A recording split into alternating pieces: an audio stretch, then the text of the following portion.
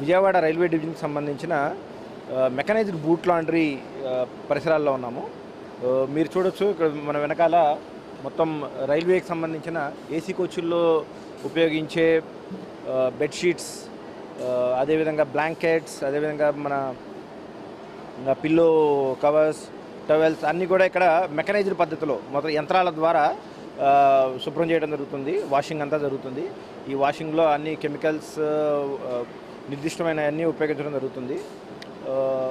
మన విజయవాడ డివిజన్ పరిధిలో 2 ప్రదేశాల్లో మనకి ఈ మెకనైజ్డ్ బూట్ లాండ్రీస్ ఉన్నాయి. ఒకటి విజయవాడ, అదేవిధంగా రెండోది కాకినాడలో ఉన్నాయి.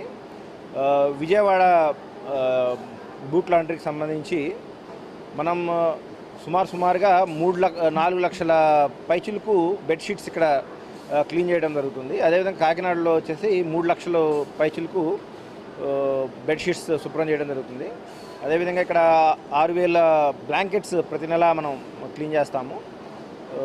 కాకినాడలో వచ్చేసి 4,000 బ్లాంకెట్స్ క్లీన్ చేయడం జరుగుతుంది. అదేవిధంగా మనం పిల్లో కవర్స్ కానీ, అదేవిధంగా కర్టెన్స్ ఉపయోగిస్తాం కదా, అవి కూడా క్లీన్ చేయడం జరుగుతుంది.